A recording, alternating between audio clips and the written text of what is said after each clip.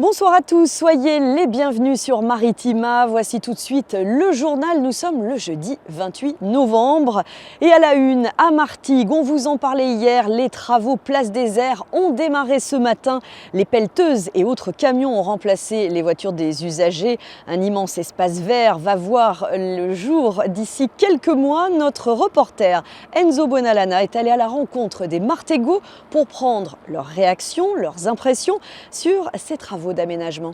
C'était jour de marché aujourd'hui, un marché qui est déplacé au jardin de Ferrières le temps des travaux.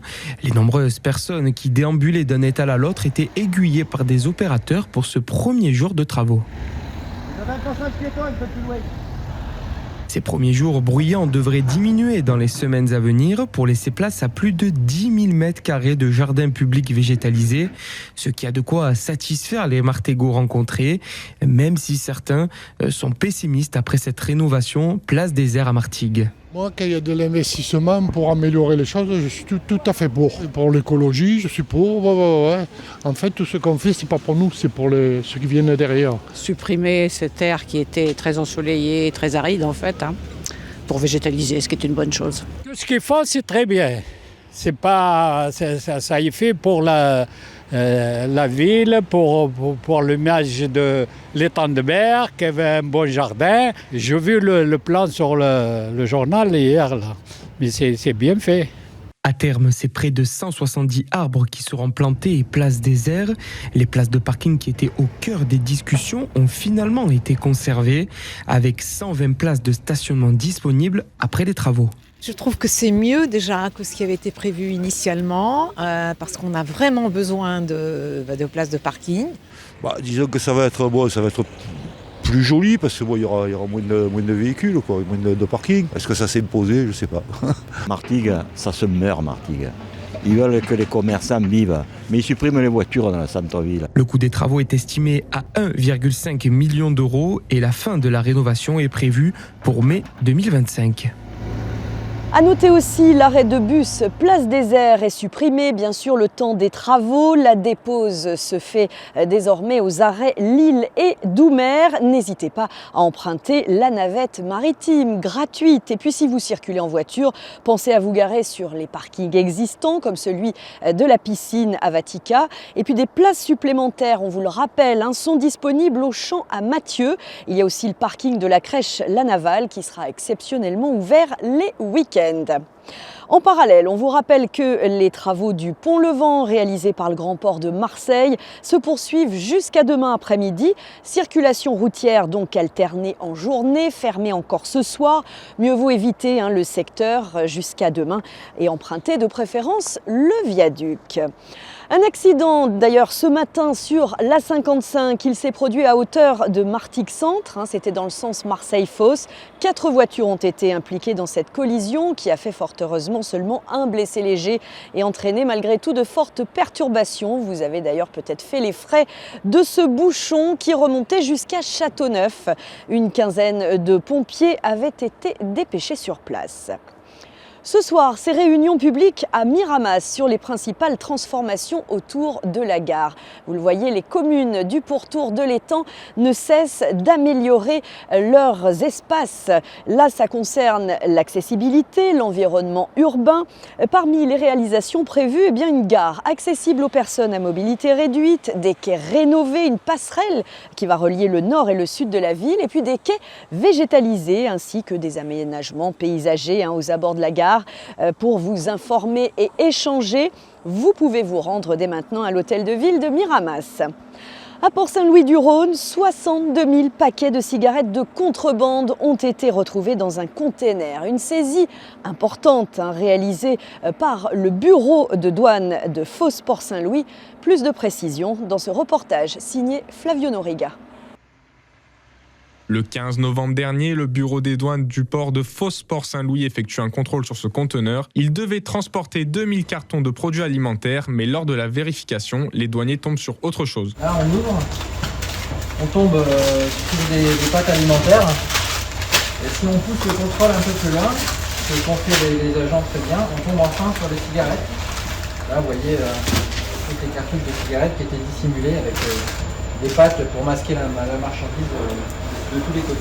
Des cigarettes destinées à être vendues sur le marché noir. On écoute Stéphane Seguin, chef du pôle contrôle du bureau des douanes. Nos collègues ont trouvé, en plus des marchandises déclarées, donc qui sont des marchandises alimentaires, des pâtes, des gaufrettes, des chips, ils ont trouvé 1 tonne 252 de cigarettes. Donc ça revient à une valeur sur le marché de 800 000 € et destinée donc à la région parisienne et à la revente sur le marché parallèle de la main à la main dans les petites épiceries, aux puces, etc. Face à ce fléau, le gouvernement a mis en place un plan tabac pour aider la lutte contre ce trafic. Explication de Mélanie Lacuire, chargée de communication à la direction régionale des douanes de Marseille.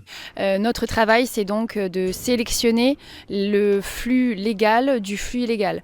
Donc on a tout un tas de critères de ciblage qui sont évidemment confidentiels et qui sont mis en place par nos services douaniers pour justement arriver à cibler et à sélectionner les envois qui nous paraissent illégaux et illicites. Une saisie importante non négligeable pour les douanes car la part de tabac acheté en dehors du réseau officiel est estimée à 43,1% de la consommation totale en France. En 2023, près de 521 tonnes de tabac et de cigarettes ont été ainsi saisies par les services douaniers sur le territoire français.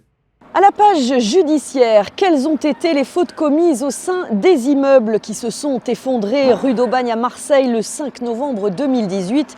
Aujourd'hui, au 15e jour du procès, le tribunal s'est penché sur le cas du numéro 63, inhabité à l'époque. Marseille Habitat, gestionnaire du lieu, avait retiré toutes les cloisons. Une décision catastrophique selon les experts. Demain, place à l'analyse des fautes autour de l'immeuble 65, habité, le premier à être tombé, entraînant la mort de 8 personnes. Justice toujours, lors d'une manifestation des Gilets jaunes. Souvenez-vous, en 2018 à Marseille, une femme de 80 ans, alors à sa fenêtre dans son appartement, avait été touchée par une grenade lacrymogène des forces de l'ordre. Zined Redouane était décédée à l'hôpital de la Conception le lendemain. Dans les rues de la cité phocéenne, les Marseillais s'étaient mobilisés 1 an après les faits pour demander justice.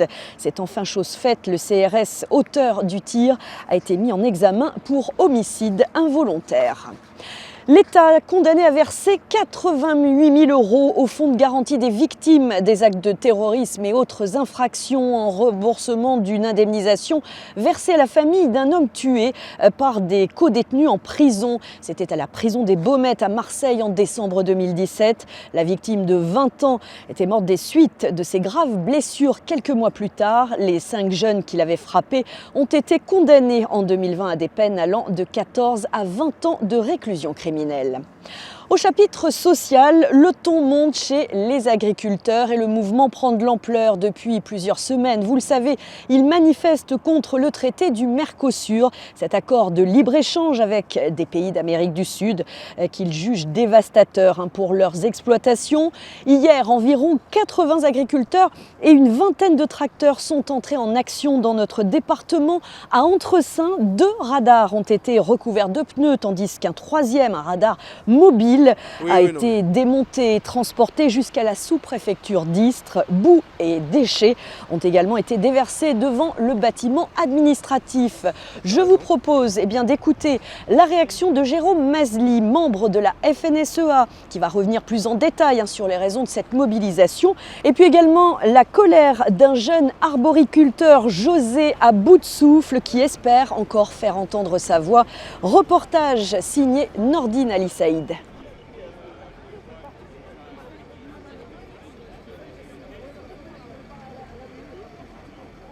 On s'est mobilisé d'abord pour dire exactement en grande partie les mêmes choses qu'au mois de janvier. On nous a annoncé plein de mesures. Après, il y a eu les changements de gouvernement, etc. Et en fait, tous ces projets sont passés à la trappe. Et aujourd'hui, quand on demande ce qu'il en est, on n'a aucune réponse. C'est tout d'abord un métier passion.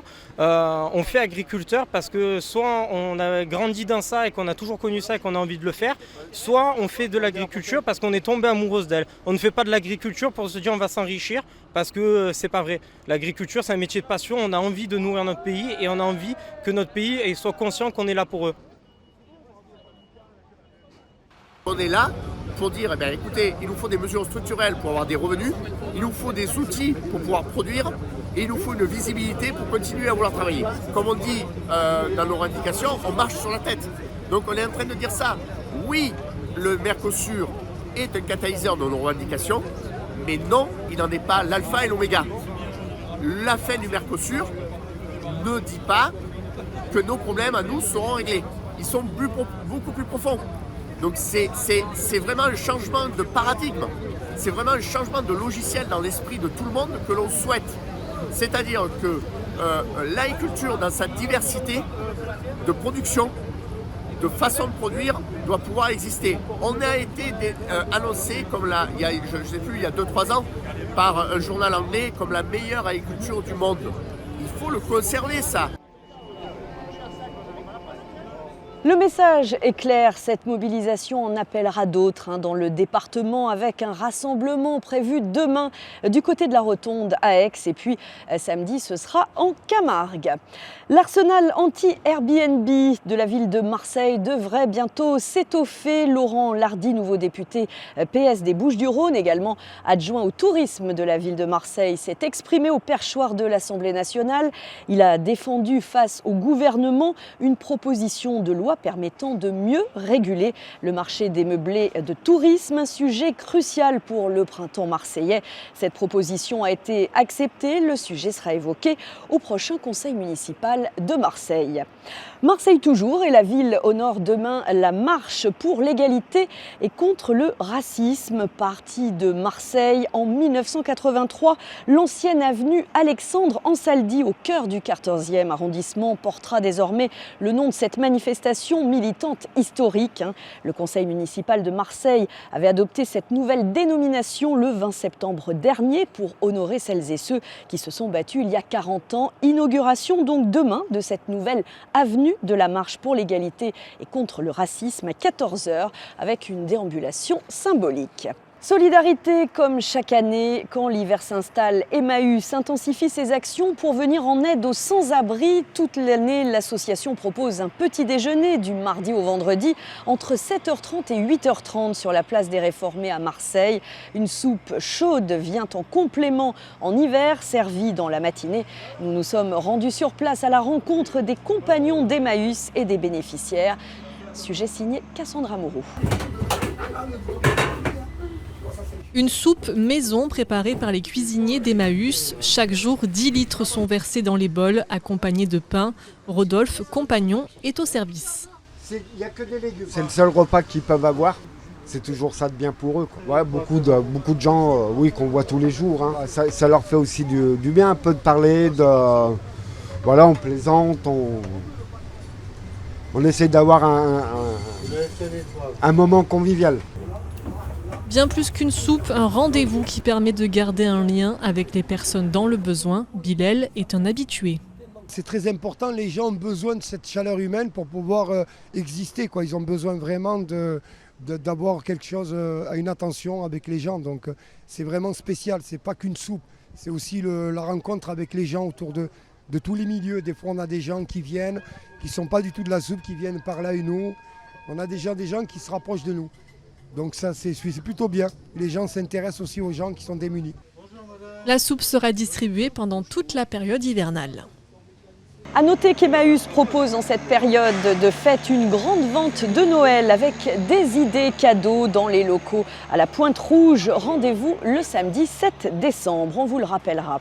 Un accompagnement exceptionnel suite aux intempéries de 2023. Une enveloppe de 48 millions d'euros sera versée aux collectivités des 4 départements de la région sud-est sinistrés suite donc aux dégâts d'ampleur historique, selon la ministre de la Ruralité, Françoise Gatel, qui était en déplacement dans les Hautes-Alpes. Émotion au FC Martigues avec le départ de son gardien. C'était dans les tuyaux depuis pas mal de temps. Jérémy Emès quitte officiellement le club martégal. Il a porté fièrement les couleurs sang et or depuis la saison 2021-2022. Il a marqué l'histoire du FCM en jouant un rôle majeur dans la montée en nationale et puis en Ligue 2. Véritable leader sur le terrain comme dans les vestiaires. C'est ce que se plaît à dire le FCM. À 36 ans, il rejoint donc l'AS Cannes en National 2, Cannes qui jouera son prochain match de championnat contre Istres FC, ce sera le 7 décembre. Hockey sur glace, une rencontre et une nouvelle recrue avec leur nouveau défenseur Kozakorus. Les Spartiates vont affronter en Ligue Magnus les Boxers de Bordeaux. Ce sera demain à 20h15 au Palais Omnisport de Marseille. Et puis on s'intéresse à présent à un projet magique porté par une famille salonnaise, Illusioland, un parc de loisirs loin d'être une illusion. Pierre et Florian Ruby, père et fils, sont en train de finaliser leur grand projet de parc à thème autour de la magie et de l'illusion. Ce projet immersif nécessite un investissement de 20 millions d'euros. Il devrait ouvrir ses portes en 2025 sur un terrain de 8 hectares situé au nord du département. Alors comment est née l'idée ? Eh bien, réponse d'un coup de baguette magique de Florian Ruby au micro de Jean-Michel Darras. Mon père, Pierre Ruby, qui est lui-même artiste, magicien, illusionniste, a travaillé pendant pas mal d'années dans des parcs d'attractions. Il a fait des shows de magie, de grandes illusions.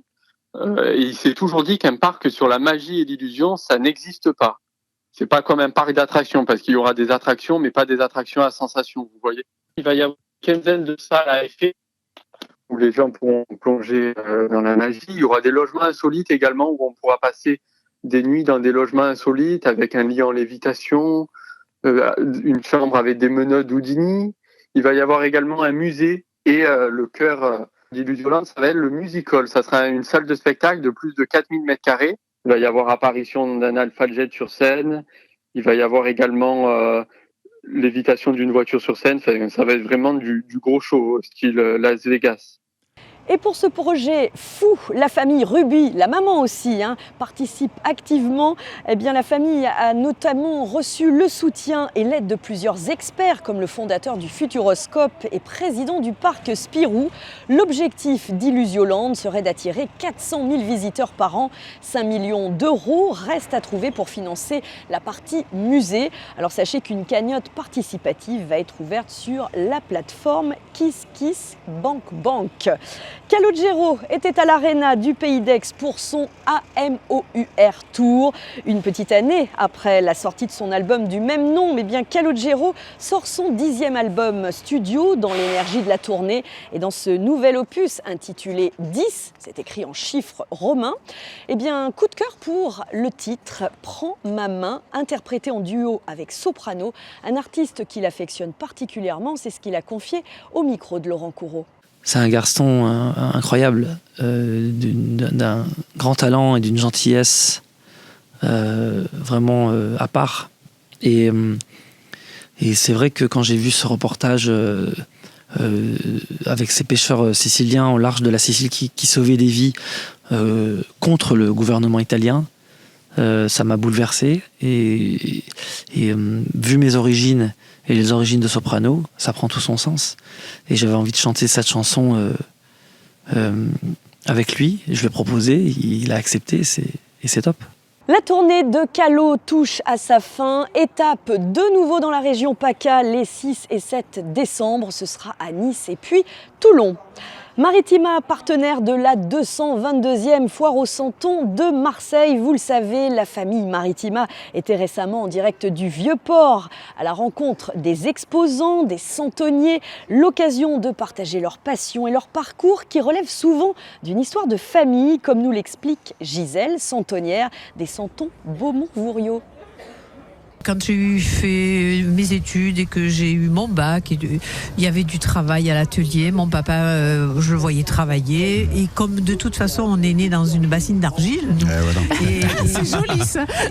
Et donc, on n'a connu que ça avec mon frère. Et on a eu juste besoin de descendre à l'atelier et de se mettre au boulot. On n'a pas eu de frais d'installation, tout ça. Oui. Et c'était quand même très agréable de travailler avec son papa, sa maman, mon frère. Voilà. Et puis de fil en aiguille, ça s'est fait et c'est du bonheur, quoi. La foire au Santon de Marseille, c'est à parcourir jusqu'au 5 janvier 2025 sur le quai du Vieux-Port. Et puis n'hésitez pas à retrouver les différentes interventions sur notre site maritima.fr. N'oubliez pas, vous pouvez gagner un magnifique village provençal avec tous ces santons d'une valeur de 1 800 €. Je sais, si vous écoutez Maritima, vous êtes bien au fait. Eh bien, continuez à nous suivre pour jouer à la bonne addition. Vous notez tous les nombres donnés tous les jours par nos animateurs jusqu'au vendredi 13 inclus, en espérant que ça vous porte chance. C'est ce qu'on vous souhaite en tout cas. C'est le moment de se quitter. Merci d'avoir suivi notre journal. On vous souhaite une très belle soirée et on se dit à demain. Salut!